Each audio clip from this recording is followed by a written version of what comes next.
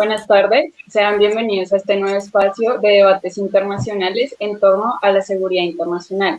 Mi nombre es Daniela Gómez, soy coordinadora de la sección de seguridad internacional en Espacio Global y el día de hoy me acompañan mis colegas de sección, Laura María Hurtado y Miguel Gallo, quienes, de la mano con nuestro invitado especial, el doctor en Relaciones Internacionales, Alberto Hutchenreuter, nos permitirán conocer un poco más sobre uno de los temas más controversiales actualmente en términos de seguridad. Se trata de Rusia. Aquí observaremos una perspectiva de su política exterior en el sistema internacional a través de su influencia en las repúblicas exsoviéticas. Doctor, le agradecemos enormemente que nos acompañe en este grandioso espacio. Bueno, le agradezco a ustedes la invitación. Y también quiero agradecerles a mis colegas que nos van a acompañar en este diálogo. Muchas gracias, Daniela. Muchas gracias, doctor, por estar aquí, por darnos la oportunidad de escucharlo, de compartir un poco sus conocimientos y creo que sin duda va a ser un espacio de mucho provecho para los internacionalistas y también para quienes quizás no lo son, pero están muy interesados en el tema. Así que gracias, Dani, gracias, doctor, y gracias, Miguel, por la oportunidad de estar aquí. Muchas gracias, Daniela. Igualmente, aquí vamos a dar inicio también y agradecer, ¿verdad?, esta oportunidad de poder charlar con usted, profesor. Gracias a ustedes. Bueno, para comenzar este diálogo tenemos que analizar que desde 1991 se toma pues lugar la inevitable disolución de la Unión Soviética. Pues digamos que los estados comenzaron a atravesar un periodo de adaptación a este nuevo escenario internacional y digamos que a raíz de ello, desde el 2000, la República de la Federación de Rusia ha estado moldeando el camino de su política exterior, pues a manera de posicionarse nuevamente en el sistema internacional. No solo pues a nivel regional, con quienes pertenecen a su espacio postsoviético, sino también pues ha generado una fuerte influencia en territorios como Oriente Medio, Asia y América Latina. Esto, por supuesto, que trae, pues digamos, acciones por parte de Occidente y pues digamos acá lo podemos observar en este nuevo escenario que estamos observando en el sistema internacional con Ucrania y Rusia. Allí pues digamos que vemos la intervención de estados como Estados Unidos, Reino Unido y también otros miembros de la OTAN. Por ende, pues digamos que a través de este diálogo nos permitiremos establecer un análisis geopolítico del actuar que está teniendo Rusia en el sistema internacional y los cambios que esto pues va a representar en términos de política exterior y actuar pues de los demás actores del sistema. Por ello, organizamos este diálogo en una mirada principalmente del contexto ruso del siglo XXI, donde hablaremos un poco sobre el presidente Vladimir Putin y sus planes en cuanto a la política exterior. Posteriormente hablaremos sobre los estudios de caso en los cuales pues vemos el actuar de Rusia, que ha sido bastante cuestionado, como lo es en Ucrania y Kazajistán. Aquí pues vamos a observar un poco el rol de Rusia en el actuar del escenario internacional y sus intereses en las repúblicas exsoviéticas. Una vez concluidos estos espacios, daremos paso a una sesión de preguntas y respuestas que pueden ser enviadas a nuestra sesión en vivo o a través de nuestro correo electrónico espacioglobal.mexico@gmail.com. Así, terminando con esta breve introducción y para dar paso a este diálogo con el doctor, les compartiré una breve semblanza a nuestra audiencia para que conozcan un poco más del trabajo. Alberto Hutchenreuter es argentino, doctor en Relaciones Internacionales de la Universidad de Salamanca, posgrado en Control y Gestión de Políticas Públicas, ex profesor de la Universidad de Buenos Aires en el Instituto de Servicio Exterior de la Nación y en la Escuela Superior de Guerra Aérea. Actualmente es profesor en la Diplomatura de Relaciones Internacionales de la Universidad Abierta Interamericana.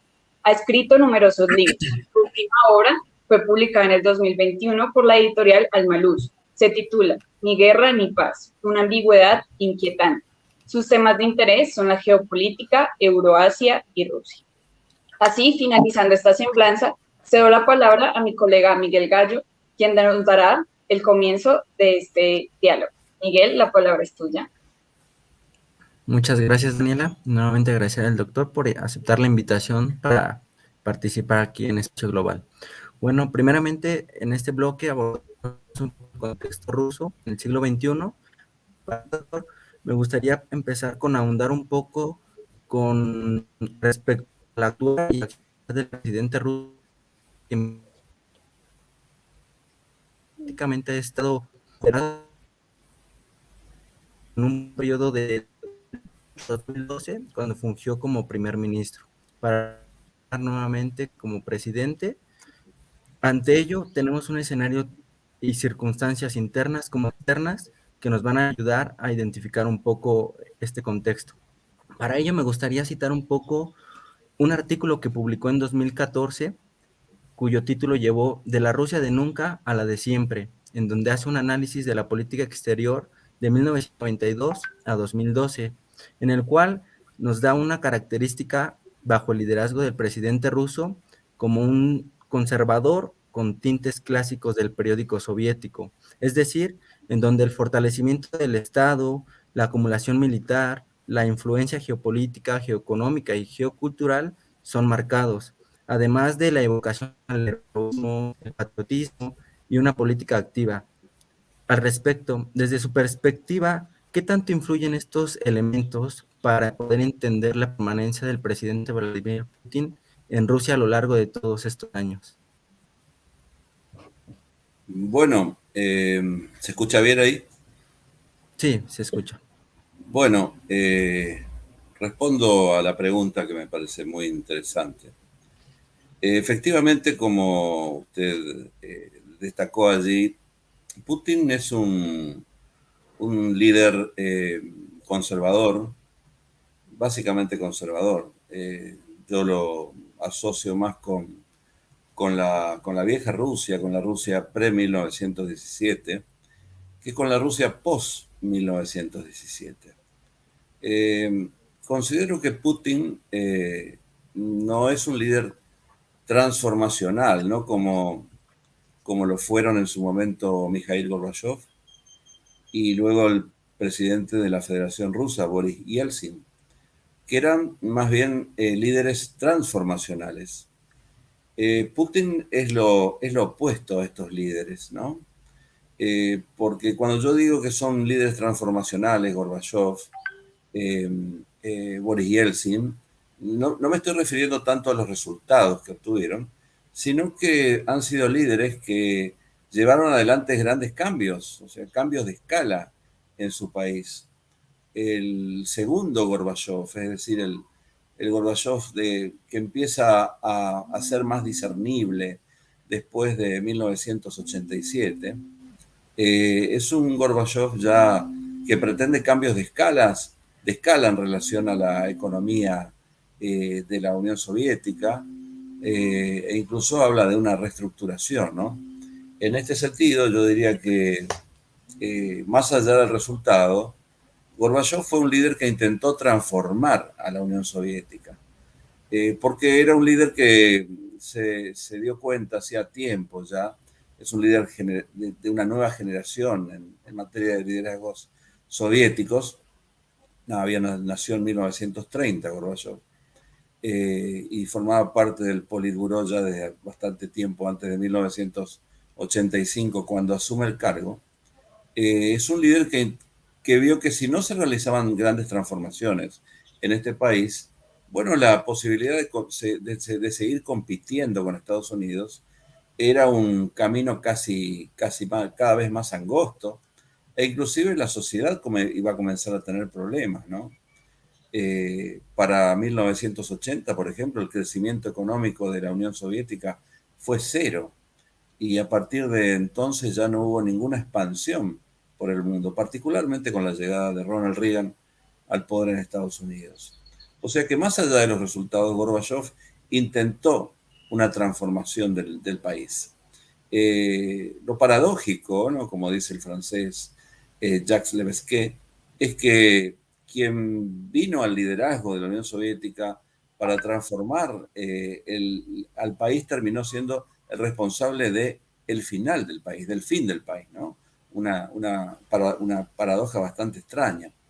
Bueno, Boris Yeltsin también fue un líder transformacional, porque más allá de los resultados que han sido catastróficos para Rusia en la década del 90, nadie quiere escuchar en Rusia hoy la década del 90 porque fue económicamente, socialmente, una década prácticamente de nuevas convulsiones, con lo que significa este término en la historia de Rusia, ¿no? El periodo de las convulsiones o los grandes convulsiones en Rusia significan problemas internos generalmente asociados a la lucha por el poder, pero problemas internos y amenazas externas.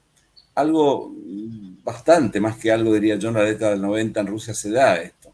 Pero Yeltsin fue un líder transformacional, particularmente con su ministro de Relaciones Exteriores, Andrei Kozyrev. Intentaron algo que no estaba escrito, ¿no? Porque los libros podían explicar relativamente cómo se pasaba de una sociedad feudo-capitalista como era Rusia antes de la revolución o de la toma del poder por parte de los soviéticos a un socialismo, a un comunismo de guerra, como lo llevó adelante Lenin a partir del 17. Pero no había textos en relación a cómo pasar de un comunismo de vitrina, como lo llamaba el especialista Adam Ulam, al comunismo que existía en la Unión Soviética en los últimos 20 años. No había recetas o libros de cómo pasar de ese tipo de comunismo a un capitalismo abierto. Bueno, el resultado fue una catástrofe para la Federación Rusa. Pero Yeltsin intentó transformar el país. En este sentido, ha sido un líder transformacional. Incluso en su política exterior. La primera parte de su política exterior es una política exterior extraña para una Rusia que siempre mantuvo un enfoque basado en concepciones realistas, ¿no? En concepciones relativas acerca del poder, de la seguridad, de las capacidades, de las sospechas sobre el otro, ¿no? Particularmente durante la Guerra Fría, donde la situación fue mucho más allá, ¿no? En materia de sospechar del otro. Me refiero a su contrincante, Estados Unidos. Pero fue un líder transformacional, más allá de los resultados. La llegada de Putin en el 99, primero como primer ministro, luego como presidente interino, y finalmente como presidente elegido en elecciones en marzo del 2000, implicó la llegada de un nuevo líder generacional. Putin nació a principios de la década del 50, e implicó no una continuidad en materia de transformaciones en Rusia. Implicó particularmente una necesidad de ordenamiento interno. Putin, yo creo que actualmente tenemos desde el 2000 hasta el 2022, tenemos quizá dos Putin, ¿no? Un Putin 1, que es el que va del 2000 al 2010, 2012, cuando ocupa la presidencia su delfín, Medvedev. Ese posiblemente sea el Putin que va a quedar en la historia, posiblemente. Luego viene un segundo Putin ya con más críticas, tanto internas como externas, y la posibilidad de un Putin 3 se abre a partir de ahora, particularmente si Putin va a seguir en el poder o no. Pero la importancia de Putin en relación con su pregunta, radica en que logró un orden interno en Rusia, porque lo que había pasado en Rusia en la década del 90 es que la situación fue prácticamente anárquica, aparte del desplome de la economía. Piensen ustedes, para tener una idea, que durante a partir del crack del 29 en Estados Unidos, la economía de Estados Unidos cayó un 30%. En Rusia, durante la década del 90, la economía cayó más de un 45%. A veces este dato suele ser omitido, pero nos permite tener una idea de la catástrofe socioeconómica que ocurrió en los 90 en Rusia. Clinton llegó a decir entonces que las oportunidades que tenía Rusia de influir en la política internacional era la misma que tenía el hombre de vencer la ley de gravedad. O sea, ninguna, y era verdad. Pero Rusia, durante la primera parte de la Federación Rusa, tuvo una política exterior extraña. Yo la denomino la Rusia que no fue, porque no había precedentes de una Rusia que siguiera tanto a Occidente. Cuando digo Occidente, yo digo Estados Unidos, ¿no? Había una idea bastante extraña en Rusia entonces, que la sintetizó muy bien la especialista francesa Hélène Carrère d'Ancos. Yeltsin, vuelvo a Yeltsin, ahora sigo con Putin. y Eltsin y su ministro de Relaciones Exteriores, Andrei Kozyrev, no creían que Rusia perdió la Guerra Fría. Consideraban que Estados Unidos y Rusia habían ganado la Guerra Fría porque derrotaron al comunismo soviético. Fíjense qué idea bastante extraña tenía ese liderazgo, ¿no? Esa presidencia. Después se fue modificando esto, pero esto explica también la Rusia de los 90 en el segmento de la política exterior. Y el gran desorden interno, los europeos han encontrado una gran fórmula para describir lo que pasó en los años 90 en Rusia. Ellos dicen, los hombres con poder, con dinero manejaban a los hombres con poder, o sea, los magnates manejaban a la política. Y esta fue la realidad durante los 90. Con Putin esto se terminó. Putin tuvo un gran beneficio, que fue el buen precio de sus materias primas, o sea, del petróleo, del gas, de los metales, la madera, etcétera, que tuvieron un muy buen desempeño a partir de fines de la última década del siglo pasado. Esto lo ayudó mucho a Rusia. Pero si Rusia no se hubiera ordenado internamente, difícilmente hubiera podido rentabilizar este buen desempeño de las materias primas. Y la forma en que llevó adelante Putin el orden implicó una suerte de pacto con estos hombres de dinero. Un pacto un poco a la Moncloa, pero a la rusa, ¿no? Habría sido allá por 2003 un pacto en el que los hombres con dinero recibieron prácticamente un ultimátum. Ustedes pueden hacer negocios, pero no se meten en política. Y de alguna manera allí Rusia se fue ordenando políticamente, pero repito, también muy ayudado por el buen precio de las materias primas. Por otro lado, la competencia con Estados Unidos disminuyó porque había un factor común que durante la primera década de este siglo hizo que cooperaran Estados Unidos y Rusia, y fue la amenaza del terrorismo transnacional. Ambos compartían esta amenaza, Rusia, Estados Unidos, China. Un momento de la política internacional donde prácticamente los tres polos o poderes preeminentes tenían la misma amenaza, menos China quizás, aunque tiene problemas en su territorio, pero Rusia tenía los problemas en la zona de lo que ellos llaman el califato del Cáucaso. De manera que cooperaron en este segmento, en materia de inteligencia, Rusia aportó bases en exrepúblicas de Asia Central.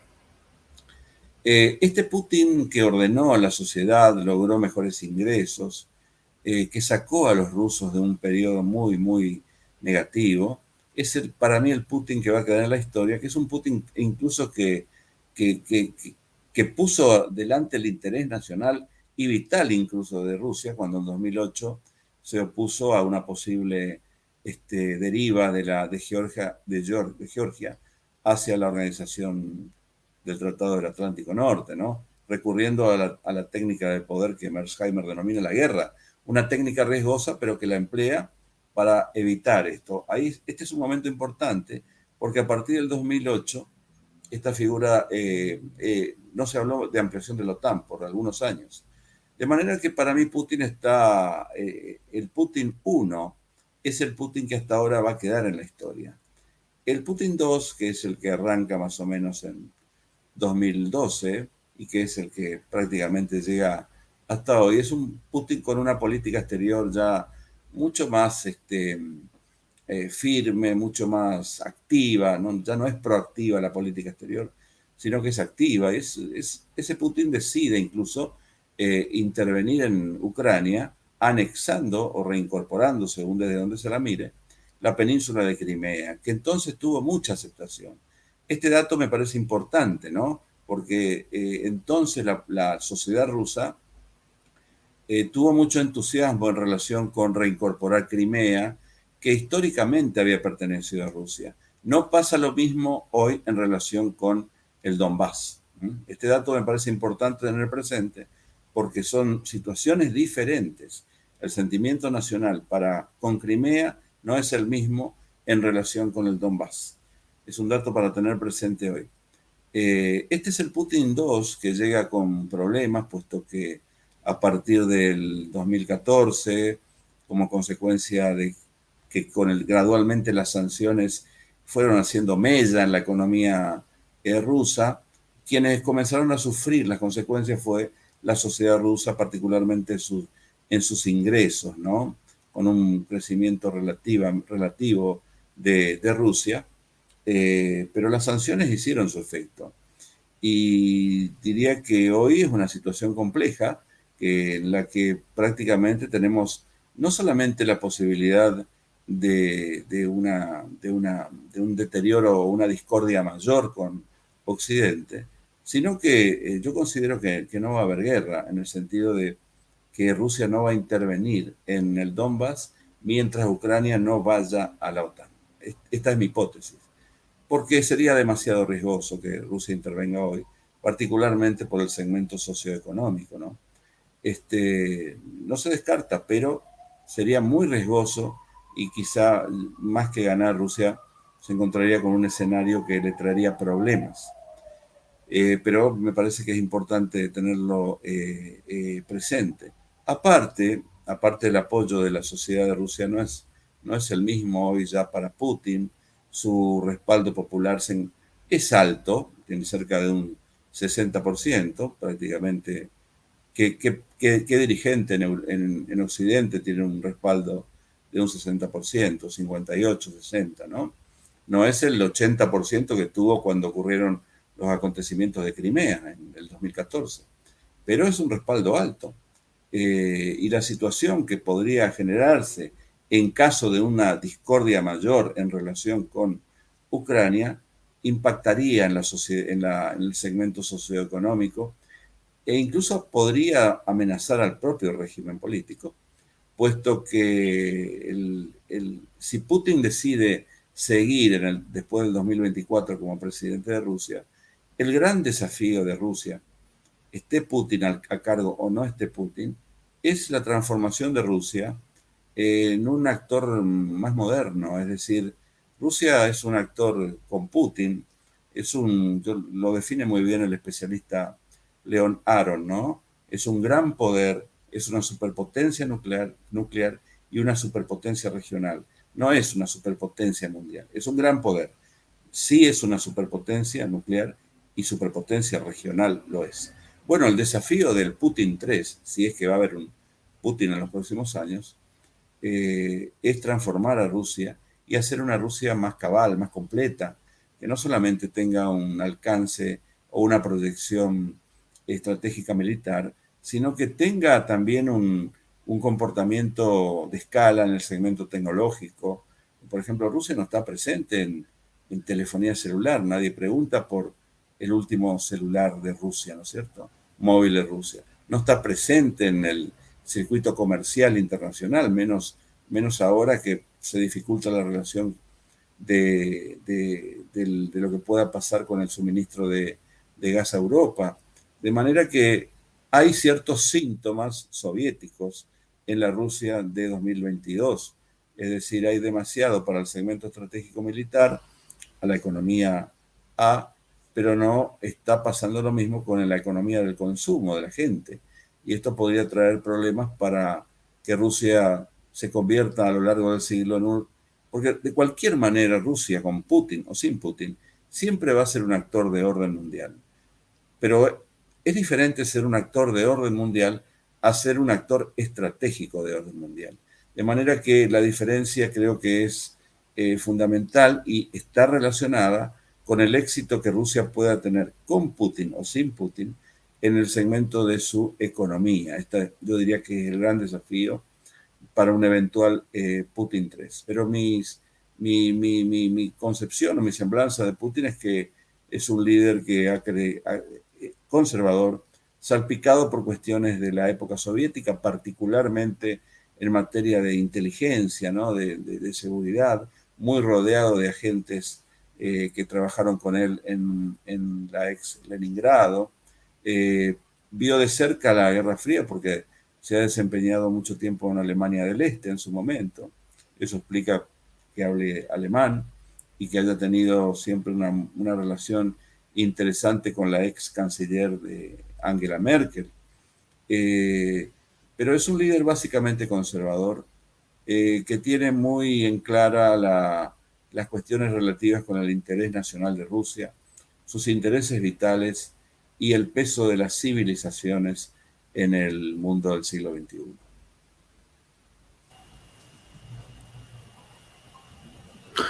Muchas gracias, doctor. No sé si respondí la pregunta. Sí, muchas gracias. De alguna manera entendemos esta parte de que Putin llegó a ordenar la sociedad rusa después de esa parte económica para poder, digamos, entender un poco el posicionamiento y el liderazgo del presidente hasta la actualidad.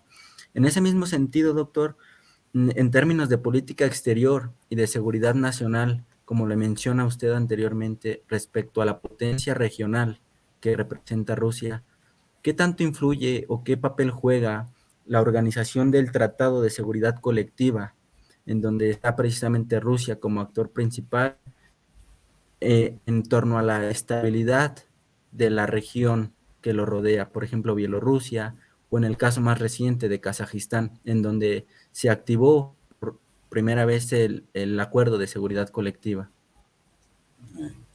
Bien, el rol que juega esta organización, creada ya a principios de la década del 90, con el fin de que haya cierta continuidad con lo que era el Pacto de Varsovia, pero ahora en relación con el territorio de la ex Unión Soviética, ¿no? Es un instrumento. La pregunta que uno tiene que hacerse aquí es si es un instrumento de cooperación regional o es más un instrumento de Rusia para tener un ascendente sobre las ex repúblicas, ¿no? Creo que esa es la pregunta que uno se hace hoy. Yo creo que es un poco las dos cosas, porque Moscú, a través de la organización del Tratado de Seguridad y Cooperación, que tiene creo hoy 6 miembros, eh, ha intentado tener un instrumento que mantenga la cooperación con las ex repúblicas. Algunas nunca formaron parte, por ejemplo, Ucrania. Pero particularmente contar con un instrumento que le permita monitorear, por ejemplo, las cuestiones relativas con gastos militares en las ex repúblicas o enfoques militares, porque no es lo mismo que, más allá de que en esta organización no estén las 14 ex repúblicas, hay 6, pero no es lo mismo que no saber lo que pasa realmente, sino a través de operaciones de inteligencia, que hacerlo a través de una entidad que le permita a Moscú tener un seguimiento mayor en relación con lo que sucede en las ex repúblicas, ¿no? Que particularmente en los que son miembros. Esto le ha permitido tener una suerte de control, ¿no? Hay allí países, Bielorrusia, por ejemplo, que está mucho más cerca de Rusia que lo que puede estar otro actor. Hay actores incluso que tienen una dependencia mayor de Rusia. En esta organización, por ejemplo, está Armenia. Armenia siempre tuvo una buena relación con Rusia hasta que en los últimos 2 o 3 años el presidente de Armenia tuvo algún comportamiento que molestó, irritó al Kremlin. Como consecuencia de esto, cuando ocurrió la guerra entre Azerbaiyán y Armenia, el año pasado, creo que fue, no, el anteaño, Rusia no prestó demasiado apoyo a Armenia, siendo más cercano a Armenia, a Rusia, que Azerbaiyán a Rusia. Es como que Rusia dejó que se reajustara geopolíticamente el conflicto, que para entonces le afectaba mucho a Azerbaiyán, que había crecido como actor, prácticamente se convirtió, particularmente con la ayuda de Turquía, en una potencia media, ¿no? Eso explica por qué recuperó todos los enclaves que se encontraban en disputa con Armenia. También se le permite activar, ¿no es cierto?, por pedido, como pasó, como bien lo dice usted, en los últimos movimientos que hubo en Kazajstán, ¿no? Allí hubo una intervención de la organización, no fue de Rusia solamente, hubo varios actores que intervinieron para mantener el régimen, ¿no? Que entregó algunas piezas, el primer ministro entre ellos, pero se mantuvo el régimen. Y aquí indudablemente influyó la organización. Está lejos de ser una OTAN, porque un poco esto, en la organización del Tratado de la Seguridad y Cooperación, encabezada por Rusia, es un poco también una respuesta a la OTAN. En su momento fue una respuesta bastante inocente, porque en el momento, cuando se crea la organización, Rusia tenía una visión de cooperación con Occidente y pensaba que la cogestión estratégica de los asuntos globales podía continuar así como existió entre la Unión Soviética y Rusia y Estados Unidos, entre Estados Unidos y la nueva entidad o Estado continuador de la Unión Soviética, que era la Federación Rusa. Pero no fue así, nunca fue así, porque si bien Rusia tenía la Rusia de los primeros años 90, hasta el 94, 95 como mucho, cuando llega a la Cancillería Evgeny Primakov, que tiene otra visión del mundo. Durante esos primeros años Rusia pensó que había una posibilidad total de cooperación con Estados Unidos, pero Estados Unidos no tenía esta idea. Para Estados Unidos había solamente un ganador en la Guerra Fría. Y desde mi enfoque, yo siempre me hice una pregunta, ¿no?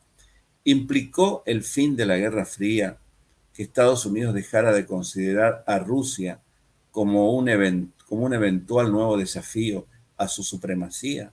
Esta es la pregunta que yo me hago para entender incluso el mundo o la situación hoy con Ucrania. Repito, ¿implicó el fin de la Guerra Fría que Estados Unidos dejara de considerar a Rusia como un eventual nuevo desafío? Y a juzgar por lo que pasó, no. Yo creo que no. Entre ellas la ampliación de la OTAN. Pero cuando se firmó se creó esta organización, existía esta idea. Por lo tanto, después la idea fue mutando hacia una situación más de control de Rusia sobre la organización en relación con su predominancia en su extranjero cercano.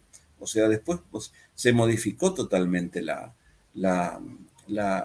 visión y hoy desde mi punto de vista es un instrumento más que una entidad de cooperación que le permite a Rusia mantener una política de amparo en relación con su extranjero próximo.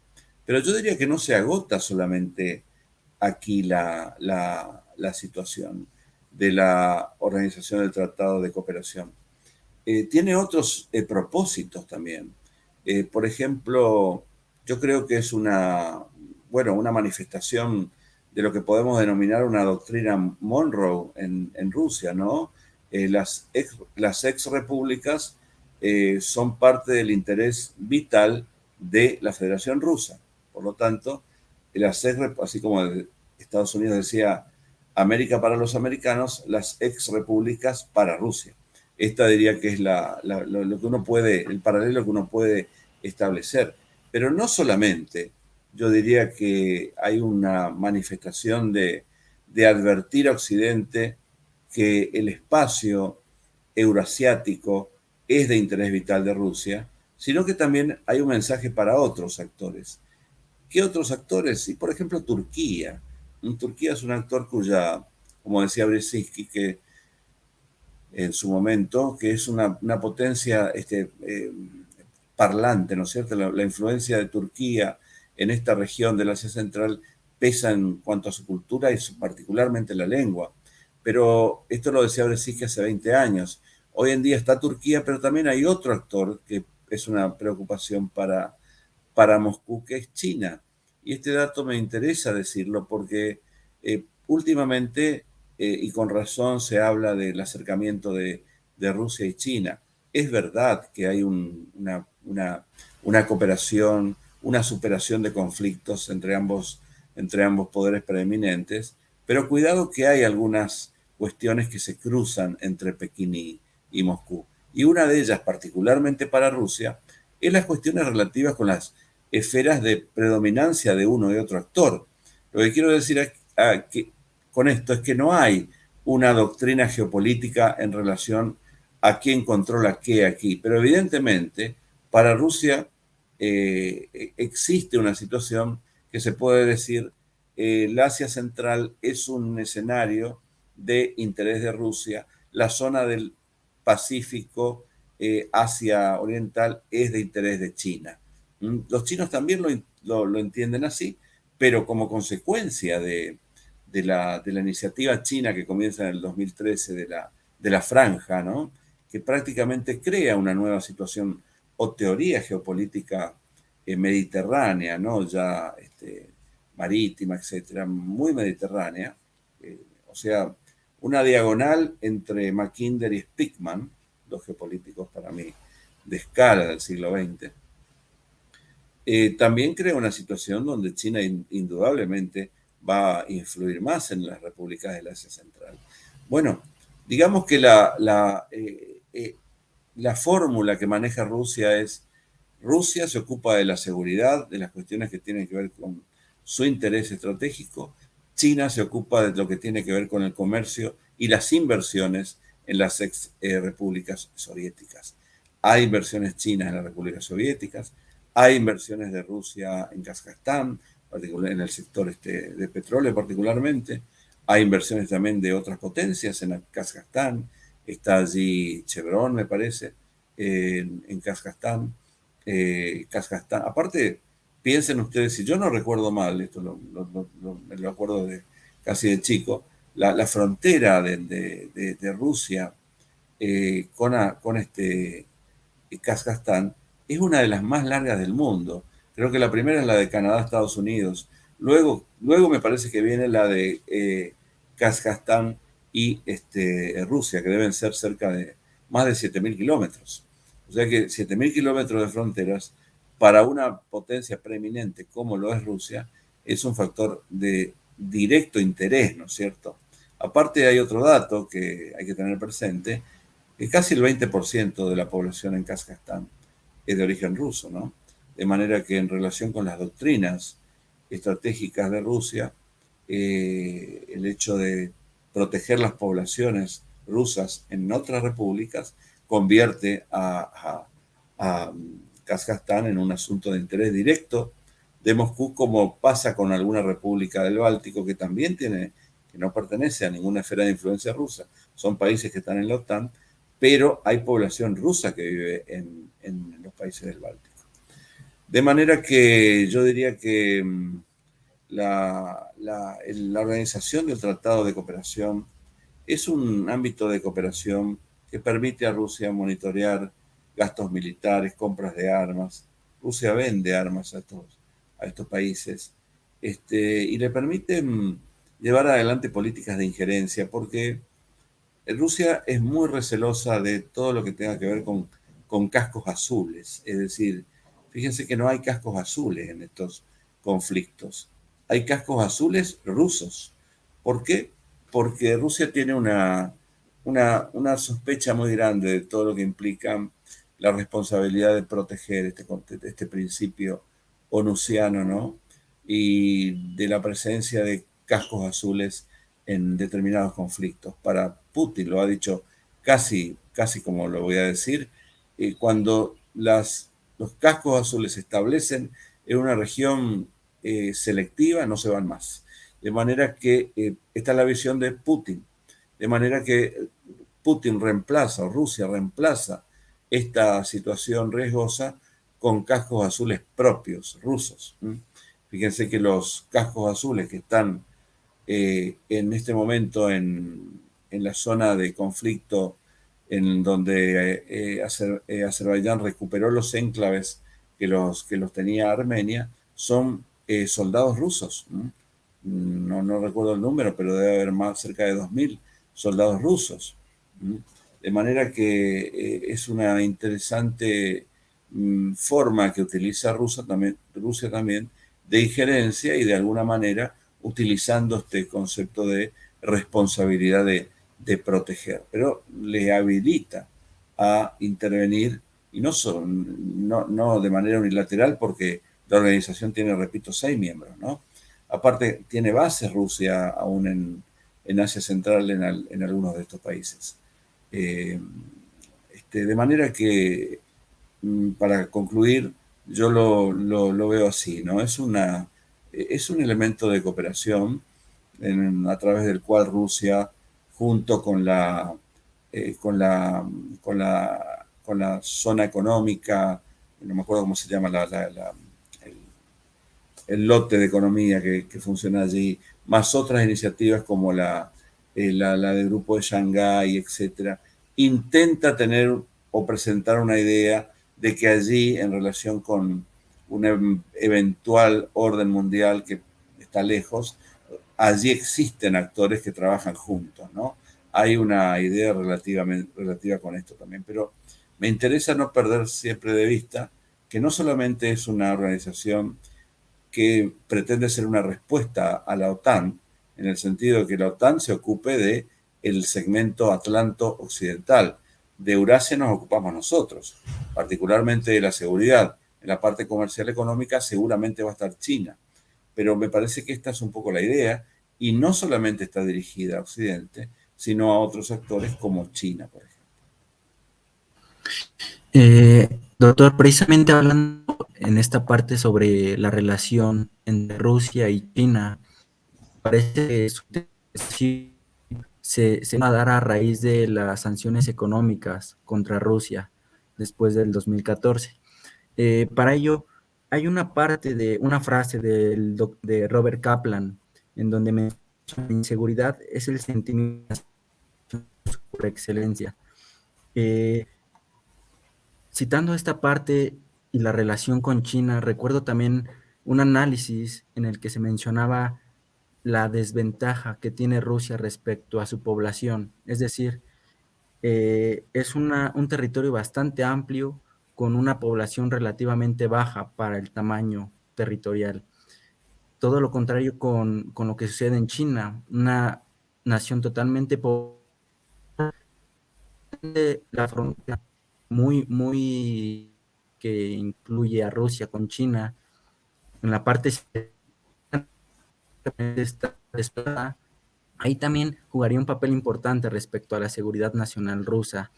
Ante ello, me gustaría también comentar esta parte: ¿qué tanto influye esta relación y cómo podría abordar desde el punto de vista de la seguridad nacional para Rusia este aspecto? Bueno, no puedo escuchar todo porque se cortaba, pero creo que entendí en general la cuestión relativa con el oriente de Rusia. Bueno, ahí hay otra cuestión muy bien que lo señala, porque ahí hay otra cuestión relativa con no ver una alianza en un sentido estricto entre Rusia y China, porque como consecuencia particularmente de la crisis en Ucrania, y como consecuencia de eventuales escenarios donde las sanciones de Occidente exploten hasta el paroxismo sobre Rusia, bueno, se habla de una posible deriva de Rusia hacia el escenario de Asia, es decir, un cambio en su política exterior. Esto lo señalan analistas rusos como Sergei Kartunov, que dicen que a Rusia se le están cerrando prácticamente las puertas en Europa, en Occidente, y de alguna manera esto la va a empujar obligadamente hacia un mayor protagonismo de su política exterior con actores del Asia, eh, China, Indonesia, India, en fin. Eh, y hasta se habla de una alianza estratégica. Directamente algunos hablan de alianza estratégica. Yo dudaría si hay una alianza estratégica. Hay una muy buena relación con China, pero hay muchas cuestiones que se cruzan en esta buena relación. Yo señalé alguna en relación con el Asia Central. Por ejemplo, Rusia quiere ser Rusia la que aporte energía a China, no otros actores. Si en todo caso, si Kazajstán o las repúblicas que tienen materias primas que China requiere van a aportar, que nunca sea un aporte mayor al de al de Rusia, es decir, que no se convierta ningún actor, empezando por Kazajstán, por eso volvemos a Kazajstán, en un actor superior en importancia para China que Rusia. ¿No? Porque desde hace unos años, para Rusia, el principal actor en su comercio es China. Para Rusia. Para China no. Pero para Rusia el principal actor en su segmento comercial es China. Viene aumentando la importancia de China para Rusia. Para China, Rusia no es el primer actor, hay otros, ¿no? Piensen que la relación de China con la Unión Europea es muy grande, la relación comercial de China con Estados Unidos es muy grande, ¿no? No aparece allí, Rusia aparece, pero más atrás.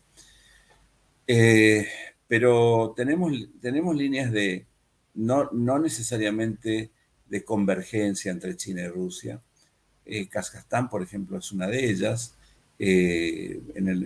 Cuando se inauguraron los Juegos de Invierno hace pocos días, cuando Putin estuvo con el presidente chino, allí se han firmado algunos dossiers relativos con la importancia del aporte de la energía de Rusia a China, de territorio a territorio, digamos, ¿no? Casi como de Rusia a Alemania en relación con el Nord Stream.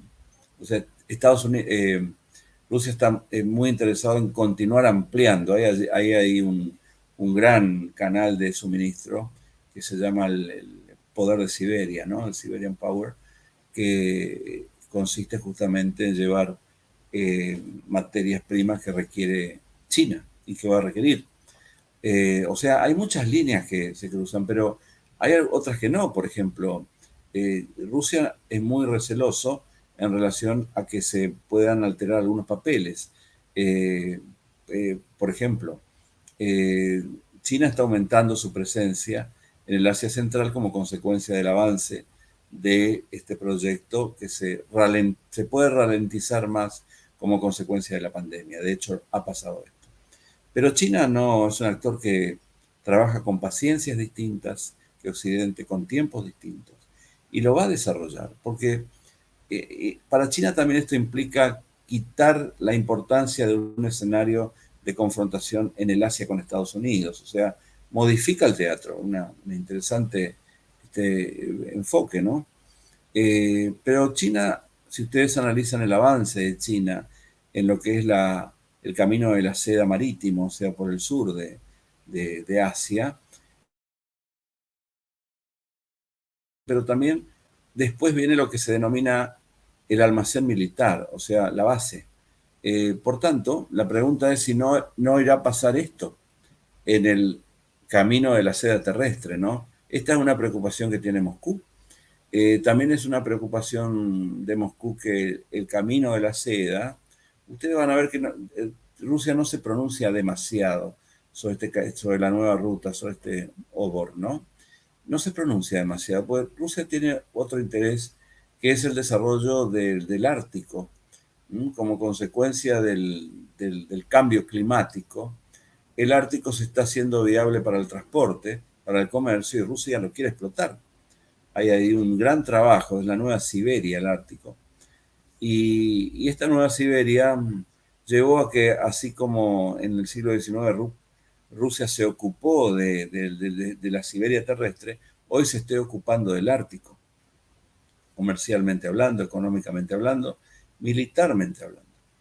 Y esto puede llevar a que efectivamente lejanas regiones del Asia queden muy despobladas. Como muy bien señaló usted, Rusia tiene un problema demográfico, lo había superado en algún momento del Putin 1, hoy han vuelto algunos problemas relativos con su demografía, han otra vez crecido los problemas relativos con las enfermedades cardiológicas, el consumo de alcohol, etcétera, ¿no?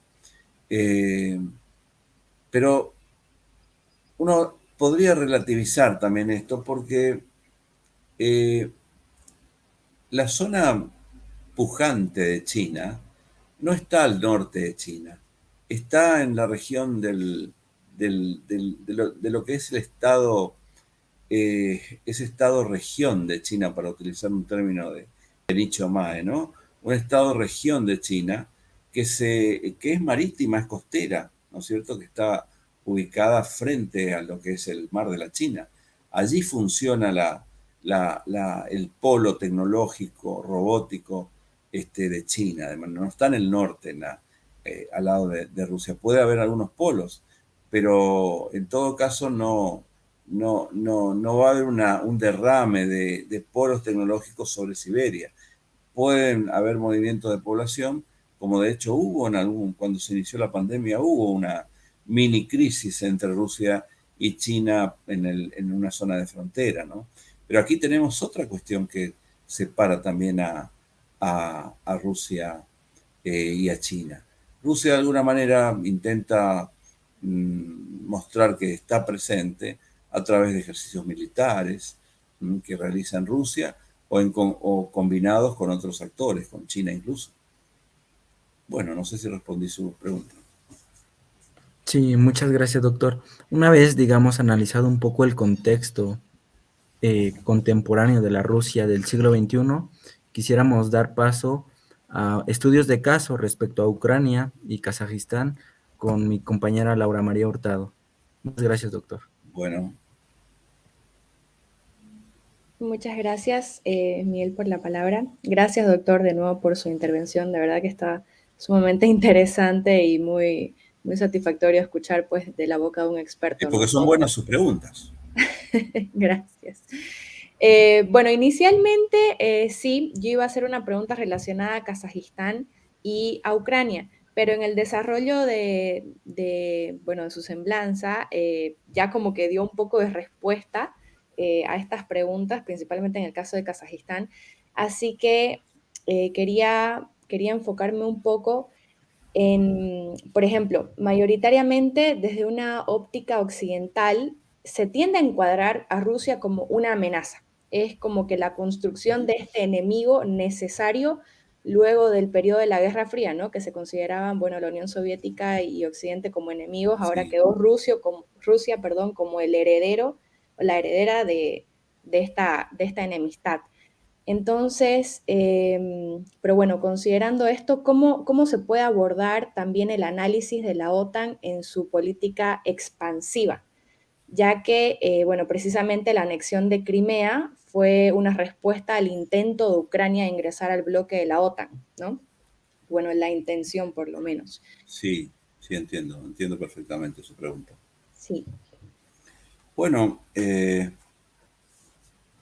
yo diría que retomo lo que dije hace un rato, en relación con el desenlace de la Guerra Fría, ¿no? Yo creo que hubo visiones muy diferentes de Rusia y Estados Unidos a cómo iba a seguir el escenario después que terminó el conflicto bipolar o el régimen internacional. Bueno, yo creo que Occidente, yo tengo un marco teórico realista, ¿no? O sea, yo siempre me pregunto cuestiones, siempre que me hago preguntas sobre los problemas internacionales, lo hago desde el poder, desde cómo afecta al interés nacional tal o cual medida, trabajo con maquetas geopolíticas como los pivots geopolíticos, o sea, trabajo con la experiencia histórica, ¿no? Porque un poco como decía Maquiavelo, ¿no? Yo sé que en el mundo están ocurriendo cambios, sé que hay un gran trabajo dedicado, por ejemplo, a la robótica, a la inteligencia artificial, al trabajo con genético, al nuevo territorio que es el territorio digital, ¿no? Que se suma a los otros tradicionales. Yo sé que hay cambios en esto y sé que se avanza. Ahora, a veces, desde mi punto de vista, se confunden una situación con los deseos, ¿no es cierto? Y está bien que tengamos deseos, pero tenemos que manejarnos con lo que tenemos, con la realidad. Por eso tengo en mi formación, yo siempre recuerdo lo que decía Maquiavelo, ¿no? Maquiavelo decía que él no hablaba de reinos que no conoció, o sea, él hablaba de la experiencia, no hablaba sobre cosas que no conocía. Cuando Maquiavelo escribió los discursos de la primera década de Tito Livio, estaba escribiendo sobre la historia, ¿no es cierto? Y la obra principal de Maquiavelo, El Príncipe, aunque creo que por ahí es más importante los discursos, pero Maquiavelo escribía sobre la experiencia, no hablaba sobre mundos que no conoció, por eso él decía, no se mete con reinos que no conoció. Me parece que es una definición desde el realismo muy, muy gráfica. Bueno, yo lo hago desde lo que conozco también, y lo que conozco es lo que Stanley Hoffman en política internacional denomina políticas como de costumbre. Las políticas de costumbre son lo que conocemos en la historia, la necesidad de maximizar poder, la competencia entre los estados, la incertidumbre de las intenciones, como dice John Mearsheimer, como las personas, ¿no? Nunca nosotros sabemos qué piensa realmente una persona. Bueno, los estados tampoco saben cuál es la intención final. Estados Unidos puede tener una gran cantidad de analistas, pero finalmente no sabe si Rusia va a mover piezas en Ucrania o no va a mover. Los rusos no saben si mueven piezas, cómo va a reaccionar la OTAN, o sea, las intenciones finales no sabemos cuáles son. Y esto genera, no precisamente, no debilita la cooperación, la competencia, aumenta la competencia entre los estados. Y siempre los estados intentan maximizar sus márgenes de seguridad frente a otros estados. Porque el poder es un concepto relacional. O sea, tengo poder en cuanto tengo más que el otro. Y en este sentido, digo todo esto porque mi enfoque en relación con lo que el desenlace de la Guerra Fría, o sea, lo que pasó en la década del 90, Rusia tuvo una visión más cercana a lo que nunca pasó. En cambio, Estados Unidos tuvo una continuidad. Si Ronald Reagan llevó adelante una política de poder que comienza con Carter, que finalmente doblegó a la Unión Soviética, aunque las causas del desmoronamiento son internas, y tienen que ver con la baja productividad de su economía, pero influyó el sector externo. Ahora, si Reagan tuvo una política de poder, también la continuaron Bush padre y Clinton. Continuaron esa política exterior en relación con Rusia, basada en maximizar los dividendos de la victoria. ¿Qué significa esto? O rentabilizar la victoria. Tuvieron como propósito evitar que surgiera eventualmente una Rusia que volviera a desafiar a Occidente, porque en Occidente, como muy bien me pareció que lo dijo usted, hay una idea de que Rusia de cualquier manera siempre se va a comportar igual, o sea, de cualquier manera geopolíticamente va a ser revisionista. Sobre todo ahora que consideran a Putin como no lo ven como un líder que defiende los intereses de Rusia, lo ven como un líder que puede ser un peligro para Europa. Esta es la visión que tiene Occidente. Por tanto, hay que practicar una política relativa con mantener siempre vigilada a Rusia y debilitada incluso. Porque si no, ¿de qué otra manera? Porque a mí me han criticado esta visión. ¿De qué otra manera se entiende que la OTAN u Occidente, cuando digo Occidente digo Estados Unidos, porque para mí aquí Europa es un ausente geopolítico, un huérfano geopolítico, no tiene geopolítica propia. Y yendo un poco más, diría que hasta es un vasallo geopolítico. ¿De qué otra manera se explica que Europa haya decidido llevar la OTAN hasta la misma frontera de Rusia, ¿no es cierto? Hasta el propio linde occidental de Rusia, el oeste de Rusia. No es ya el este del este, sino el inmediato oeste de Rusia. ¿Cómo se explica esto? Y yo a veces me interesa hacer hablar a los grandes especialistas de Occidente, insospechados de idealismo alguno, que han desaconsejado totalmente la ampliación de la OTAN después de la primera ampliación. La primera ampliación fue en el 99. Polonia, Hungría y la República Checa. Es una ampliación aceptable. Más allá de que uno se cuestione si la anomalía que implicó la OTAN, porque este es otro dato que a veces no se habla. Yo le confieso que no tengo ningún dato en la historia que me diga o sobre una organización política militar creada para enfrentar un peligro y una vez que desaparece ese peligro, la organización sigue. Yo no conozco ningún caso en la historia. La OTAN para mí es el primer caso. O sea, fue creada en el 49 para enfrentar la amenaza soviética. Bueno, creó un ámbito de seguridad para Europa y finalmente cuando logró la victoria, no solamente permaneció, sino que se expandió. Bueno, esa primera expansión, digamos que se entendió, más allá de esta anomalía que implica la OTAN, para mí. Se entendió, incluso en Rusia lo entendieron, porque Polonia, Hungría y República Checa eran Europa del centro y estaban totalmente identificadas con Europa, ¿no es cierto? Su conversión a punta de bayoneta al comunismo fue digamos, obligada, ¿no? No fue una elección de ellos. Como dice Churchill en su memoria, no había nada que hacer en 1944 con el ejército rojo ya en Rumania, Bulgaria, etcétera, etcétera, ¿no? De manera que hay una idea de los principales especialistas, por citarlo alguno.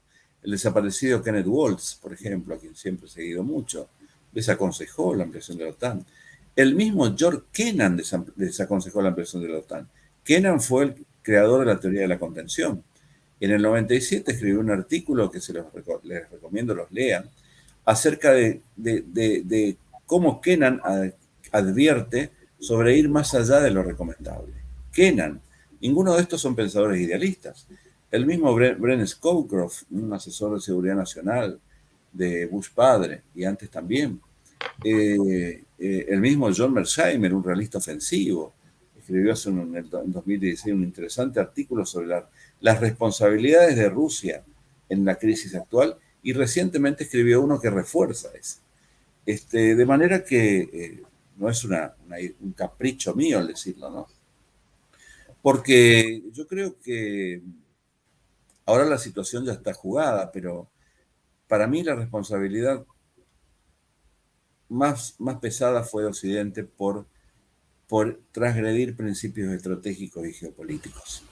Los principios estratégicos tienen que ver con lo que decía Clausewitz. Clausewitz decía que nunca hay que ir más allá de los términos de la victoria. Perdón. Clausewitz decía que no hay que ir más allá de los términos de la victoria, porque ir más allá se vuelve peligroso para la victoria. Creo que la OTAN ha ido más allá de la victoria, queriendo incorporar con el fin de asediar a Rusia y evitar que surja allí una potencia que desafía a Occidente y que geopolíticamente sea revisionista. Porque está esta idea de que Rusia es un país atrasado que tiene un instinto geopolítico agresor.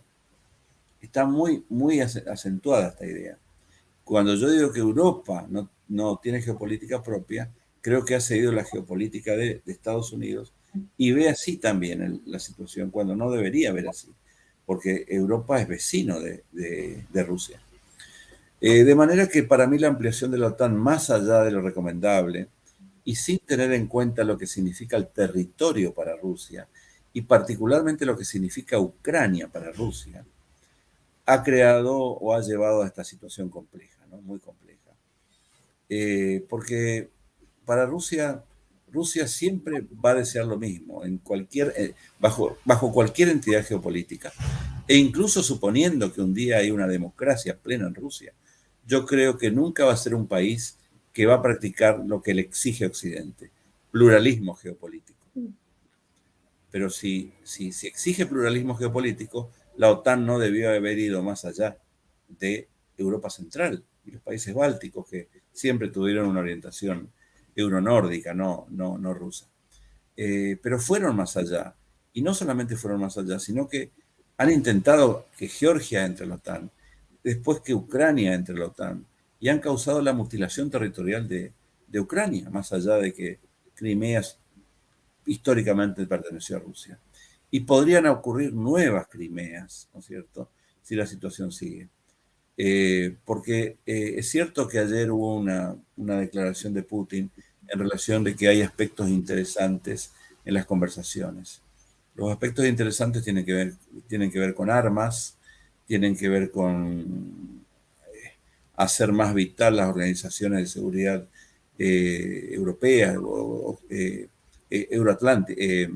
euroasiáticas, digamos, ¿no? Como la Organización de Seguridad y Cooperación, que reúne a más de 30 países, los diálogos OTAN-Rusia, etc.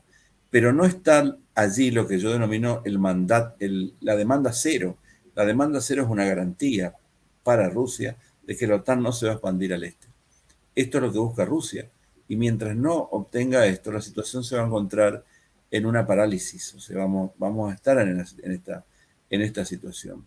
Pero respondiendo un poco a su pregunta, yo creo que Occidente no ha respetado la geopolítica, en el sentido de que lo territorial para Rusia es fundamental.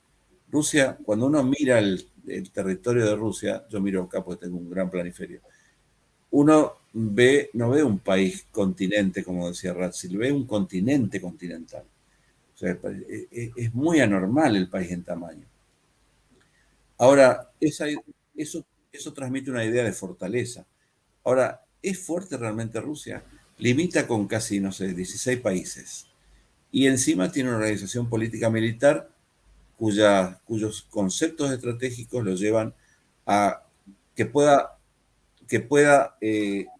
trabajar en todo el mundo. Perdón, voy a conectar la batería, si no. Y en el 2022 va a haber una revisión del concepto estratégico de la Alianza Atlántica y nadie sabe qué puede pasar aquí en relación con la OTAN. De manera que para mí hubo omisiones estratégicas, hubo un sentimiento demasiado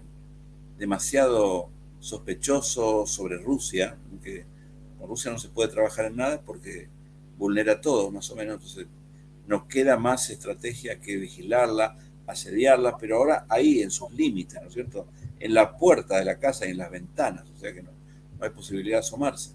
Y obviamente que esto produjo una reacción de Rusia, lo que en Rusia llaman medidas contraofensivas de defensa, como pasó en Georgia, así la denominan. Y es lo que hicieron en la península de Crimea, donde la base de Sebastopol tiene un peso importante en el folclore, en la historia de Rusia. Por eso la situación es muy compleja. Ahora, mi hipótesis es que yo creo que Rusia va a mover piezas si Ucrania marcha hacia la OTAN. De otra manera veo difícil. Veo que hay un gran ejercicio de presión por parte de Moscú, muy fuerte, pero no necesariamente ganaría Rusia si hoy ocupa el Donbass. Okay. Bueno, muchísimas gracias por su respuesta. La verdad es que coincido en muchas de las cosas que usted menciona, principalmente en el hecho de que, bueno, nunca vamos a saber qué realmente pretende un Estado, no solo Rusia, cualquier Estado. Yo creo que todos tienen en el ámbito de política exterior políticas un poco opacas, ¿no? Claro. Y referente a lo que mencionaba de la expansión de la OTAN, si no me equivoco, fue el profesor Stephen Cohen el que dijo que, claro, el problema no es que la OTAN haya mentido en que no se iba a expandir, sino que Rusia le creyó cuando afirmaron de que no iban a llegar hasta sus fronteras, como es el caso de, bueno, ya luego de Polonia, Hungría, República Checa, creo que quedó bastante claro las intenciones de la OTAN y bueno, ahora estamos con el tema de Ucrania, ¿no? Y justamente lo último que mencionó de la modificación del concepto estratégico de la OTAN, justamente la conferencia de junio es acá en Madrid. Sí.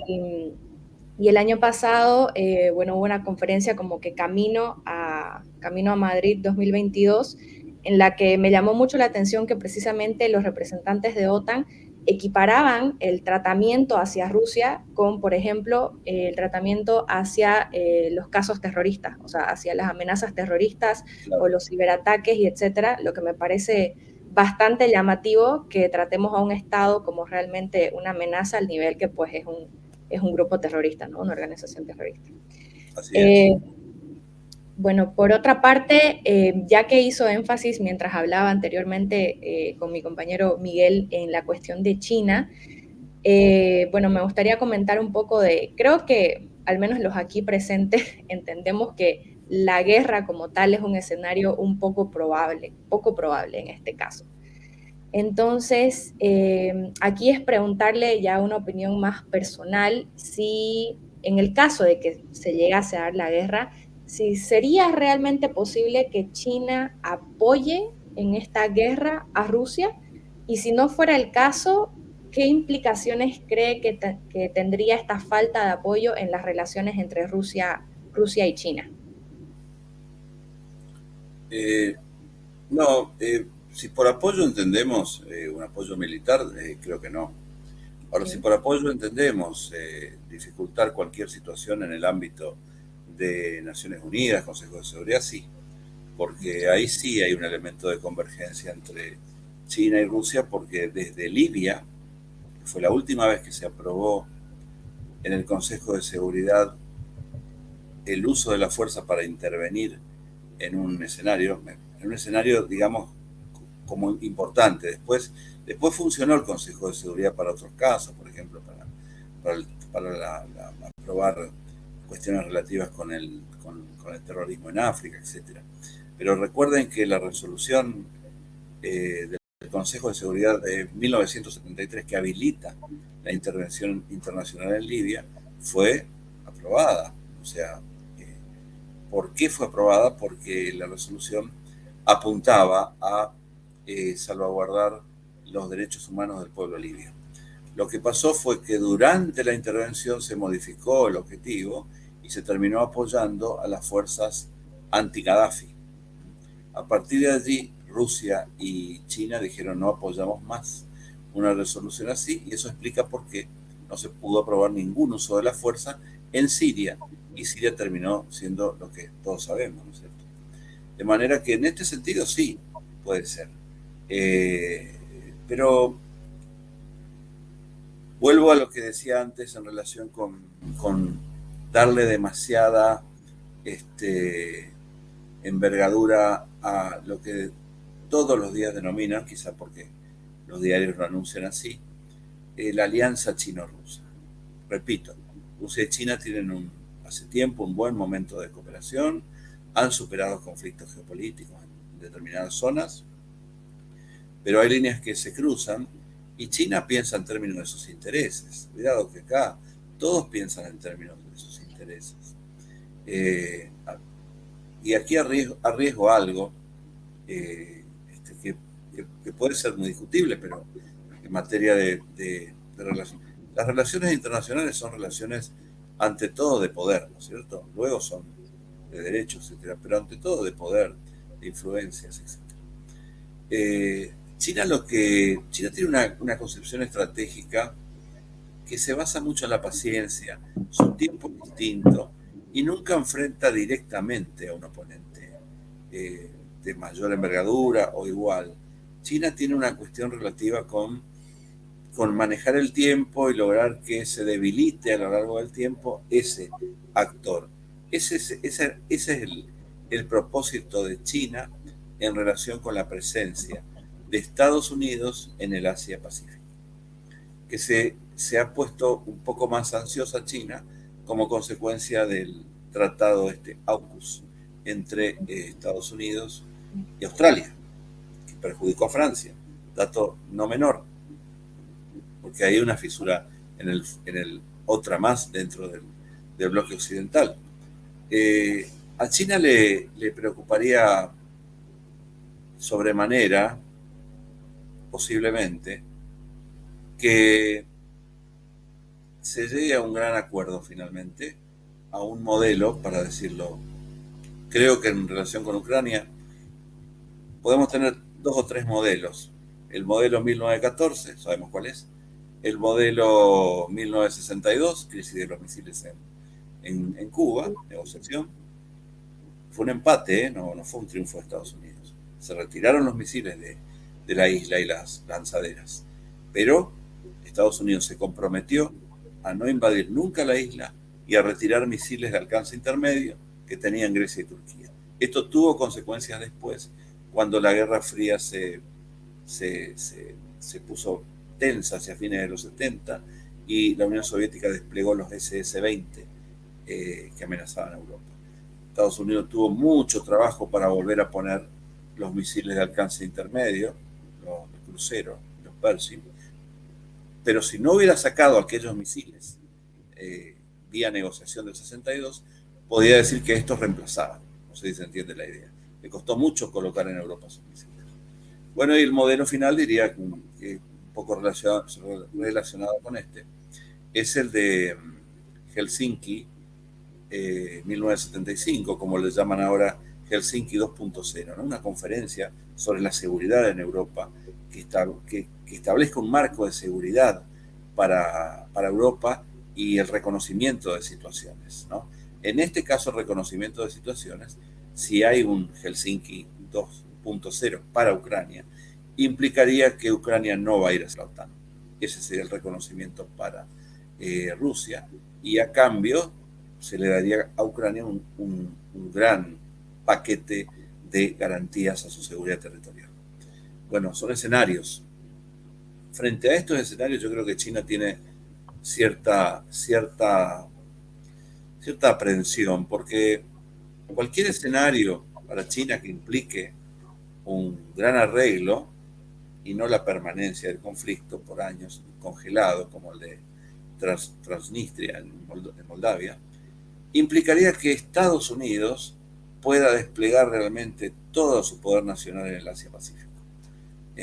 O sea, el desafío para China aumenta si finalmente hay un gran acuerdo, porque para Estados Unidos, según su concepción de seguridad, hay dos rivales, Rusia y China, pero China, en función del poder económico que tiene, piensen que la economía de Rusia frente a la de Estados Unidos es pequeña, y la economía de Rusia frente a la de China también es pequeña.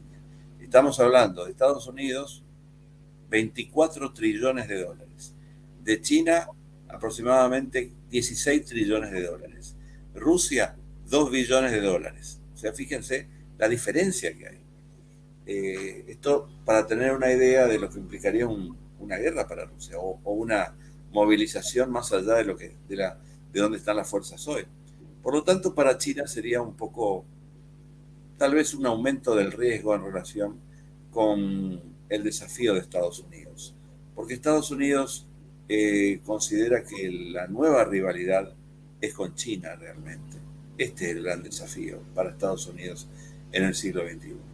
Y China trata de evitar un conflicto, trata, por ejemplo, desde mi punto de vista, de crear iniciativas que debiliten la zona de conflicto, sin irse de la zona de conflicto, crea una franja en Asia Central, y allí no está Estados Unidos en Asia Central. En Asia Central hay otros actores. De manera que también para mí lo de Ucrania tiene una relación con la cuestión de OBOR o BRIC, como la denominan, ¿no? De manera que China tiene una estrategia de mucha paciencia, y no todo, repito, no todo es convergencia con Rusia. Recientemente Rusia dio una manifestación de apoyo a este buen momento, cuando sostuvo Putin en Pekín que Taiwán forma parte de la República de China, ¿no? Esto creo que es una manifestación muy a favor de China en relación a un conflicto muy, muy candente en este momento, ¿no? Que está como apagado por esta cuestión que lo ocupa todo en el mundo. Pero hay que seguir. Yo he leído autores como Bóbolo, por ejemplo, que tiene un especialista que tiene una visión un poco crítica de la alianza China-Rusa. No habla de conflicto entre China y Rusia, pero sí señala las cuestiones relativas, no con todo lo que une a China y Rusia, sino con lo que lo separa. Por ejemplo, las concepciones de orden mundial de Rusia y China no son necesariamente iguales, pero tienden a parecer que son iguales cuando el mundo toma un sesgo muy monopolar, particularmente. allí sí tiene una unidad, ¿no? Pero después tienen posiciones diferentes en no pocas cuestiones, ¿eh? De manera que esto es lo que yo considero, y le hago una recomendación, porque a ustedes les veo que les interesa el tema. En una de las últimas entregas de Foreign Affairs del año 2021 hay un gran trabajo de John Mearsheimer sobre el conflicto entre Estados Unidos y China.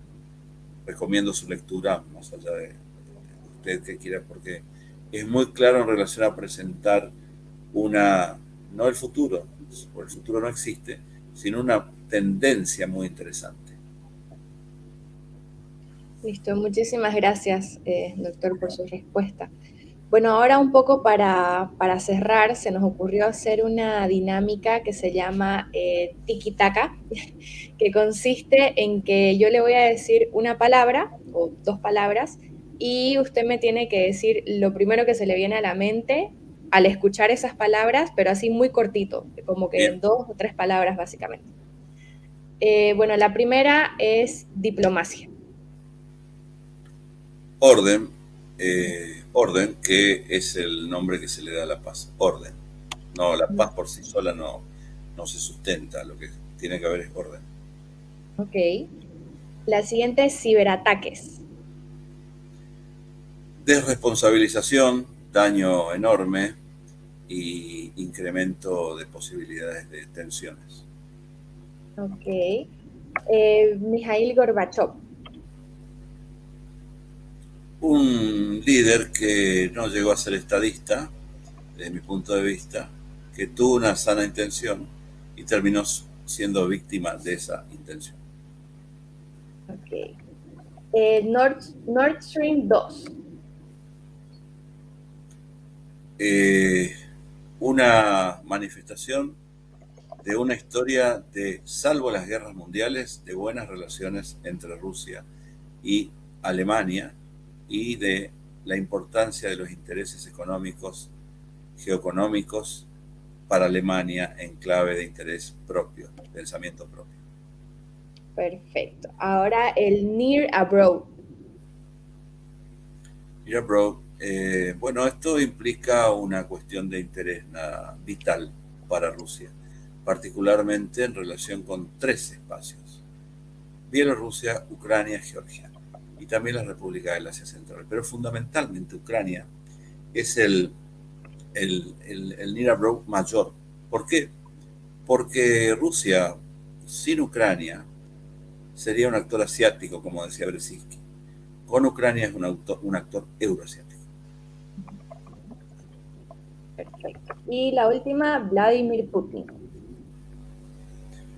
Vladimir Putin implica conservadurismo, defensa del interés nacional y valores espirituales.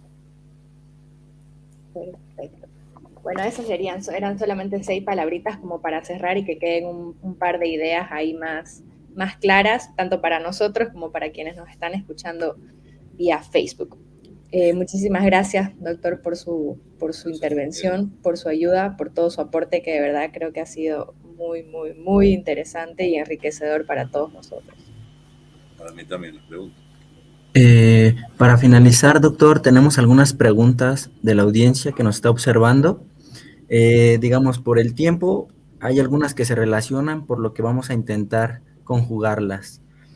Por ejemplo, el doctor Juan Reyes nos pregunta ¿cómo se alterará o cómo se alteraría el panorama de seguridad en Asia si Rusia consolida alguna acción territorial o política en Ucrania? Esto me imagino que lo hacen y lo quiero ligar con las declaraciones o la intención de la Duma rusa, que recientemente está por hacer una petición al presidente ruso por reconocer las repúblicas de Lugansk y Donetsk como digamos, la independencia de estas repúblicas. Y digamos, finalmente, como una lectura de las elecciones de 2024 y cómo influiría estas acciones. Bueno, saludos al profesor, que veo que está presente ahí. Bueno, creo que la Duma se excedió un poco en aprobar una declaración relativa con ocupar inmediatamente las repúblicas de Lugansk y la del Donetsk. Y mientras, porque creo que aquí hubo una cuestión de superposición de temas, porque la Duma hace esto cuando se abre ligeramente un espacio, una ventana de oportunidad en el conflicto. Quizás sea la forma de presionar que tenga Rusia, ¿no?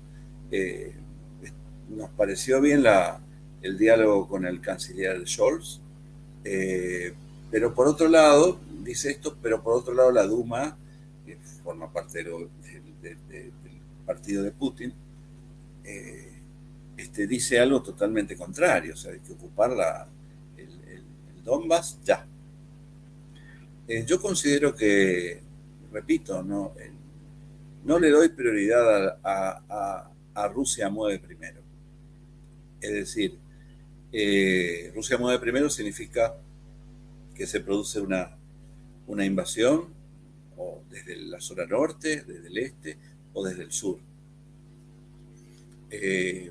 Digo esto porque las fases de invasión son analizadas de distinta manera, y una cosa es ocupar el Donbass y otra cosa es ocupar todo el territorio de Ucrania. Se contemplan tanto en Occidente como en Rusia estos escenarios, pero yo creo que no se va a dar, porque se puede dar, ¿no es cierto? O sea, no es que digo no se va a dar taxativamente. Considero que en términos de costos y beneficios no se va a dar. Pues siempre que uno lleva adelante una medida tiene que pensar en los costos y beneficios, porque activaría lo que en Occidente se denomina la bomba atómica en materia de sanciones. O sea, las sanciones que pondría adelante Occidente si mueve sus fuerzas armadas rusas en el Donbass serían realmente muy, muy deleterias para Rusia. Y aparte, una movida de Rusia primero dejaría a Rusia con el tema de la responsabilidad internacional. No va a ser bien vista Rusia en este sentido. Aparte, incluso dentro de su territorio no va a ser vista, porque cuidado con pensar que estamos aquí en Crimea, ¿no? Acá es diferente la situación. Los rusos no ven a los ucranianos como enemigos, ven como una república con quien se tuvo no solamente un pasado común, sino una génesis. Más allá de lo que ha pasado en los últimos tiempos, más allá de la partida, de la fractura de la iglesia ortodoxa ucraniana, pero no hay una animadversión de los rusos sobre los ucranianos. Hay encuestas incluso que hablan de la necesidad de que ambas repúblicas no tengan visas ni aduanas y vuelvan a tener aquel pasado donde Ucrania comerciaba muy bien con Rusia y la comunidad de estados independientes y con Occidente. De manera que me parece muy riesgoso este escenario, porque, repito, volvamos al principio, Putin está a puertas de una necesaria transformación de Rusia en un actor más cabal, más completo. O sea, Rusia tiene que tener no tiene que ser como la Unión Soviética de las últimas 2 décadas. Tiene que ser como la Unión Soviética, pero completa, o sea, presente en el sector comercial, financiero, energético, robótico, y no está presente. El único actor grande, rico y estratégico es Estados Unidos, o sea, cumple un rol protagónico en todos los segmentos. China lo está cumpliendo de a poco, no ha dicho nada hasta ahora en relación con lo que implica una guerra. La guerra es una regularidad en las relaciones entre los estados. Es una palabra peligrosa, como lo es la geopolítica, pero es la palabra que ha asignado la historia. Fíjense ustedes que se habla de guerra total, pero no se habla de paz total. O sea, hay una mayor predominancia de la guerra, y generalmente cuando hubo un gran arreglo internacional es porque antes hubo una gran guerra internacional. Esto es prácticamente una regularidad. Por eso el temor en este siglo es que no tenemos régimen internacional y no sabemos cómo se va a crear ese régimen internacional. ¿Se va a crear a través de un gran acuerdo o aterrizaje suave? ¿O vamos a repetir las políticas de costumbre, en este caso las pruebas de fuerza? A lo mejor estamos en una compuerta, lo que yo denomino una compuerta geopolítica en Ucrania, o sea, un gran hecho de cuño básicamente territorial con consecuencias trascendentales. Es posible, pero no creo que hoy se dé una guerra. Y para responder un poco al colega, más profundamente, lo que podría ocurrir si finalmente no se resuelve la situación, no hay ningún modelo Helsinki 2.0 y la situación queda como está, como venimos así hace tiempo, con tensión, bueno, esto quizás pueda llevar a una definición más asiática de la política exterior rusa, porque no va a quedar como está, van a cambiar algunas cosas, entre ellas la posibilidad de que Alemania logre abrir el Nord Stream y fluya gas desde Rusia a Alemania. O sea, van a cambiar algunas cuestiones donde el perdedor, a mi juicio, va a ser Europa. Europa no es un ganador aquí. Rusia tiene presiones, pero también las tiene la Unión Europea y particularmente Alemania. Alemania y Rusia han invertido 12.000 millones de dólares en la ampliación del Nord Stream. De manera que dejarlo así abandonado como ruina sería una catástrofe financiera para este país y para las relaciones entre Rusia y Alemania, que repito, dejando las guerras mundiales, siempre han sido buenas. De modo que incluso Rusia, para esa modernización que necesita, para ese Putin 3, va a necesitar ayuda tecnológica de Alemania, de Japón, etc. Lo que sí puede pasar en relación con Asia es que al no haber avances, pase lo que vienen analizando algunos analistas rusos en relación con que la política exterior rusa tenga una orientación cada vez más asiática, con China, con Indonesia, con India, etcétera, ¿no? Donde no se cuestiona demasiado al régimen político de Rusia, etcétera, y donde hay una dinámica geoeconómica muy importante, o va a haber, más allá del planchón que ha significado y significa la pandemia, ¿no? Muchas gracias, doctor. Digamos que abarcamos grandes de las preguntas que tenía la audiencia, por lo que cedo la palabra a mi colega Daniela para dar, digamos, término a esta parte de la conferencia. Daniela. Muchas gracias, Miguel. Y bueno, principalmente muchísimas gracias, doctor, por darnos este espacio y compartir un poco de su pensamiento. Realmente, pues, fue bastante enriquecedor, perdón. Y digamos que pudimos ver una de las perspectivas que no solo es, pues, Rusia como el enemigo de Occidente, sino que, pues, pudimos ver y observar las dos caras de la moneda en este, pues, digamos, como tensión que hay en el sistema internacional y pues también en torno a la seguridad internacional que nos aqueja en este momento. Entonces, pues tienes algunas palabras para nosotros finales. Mi intención con esta conversación que hemos tenido es que incrementar el nivel de dudas que tenga la gente. O sea que si tenían dudas, que tengan más dudas. Yo no quiero presentar aquí ninguna verdad, simplemente ofrezco enfoques para ser pensados. Muchísimas gracias y pues también agradecerles a nuestros colegas Laura y Miguel por acompañarnos en este diálogo. Gracias, gracias Dani, de nuevo, gracias doctor, y justamente con lo último que dijo, añado algo más, que es una frase que a mí se me quedó muy grabada y que creo que resume relaciones internacionales, que sería: si quieres paz, prepárate para la guerra.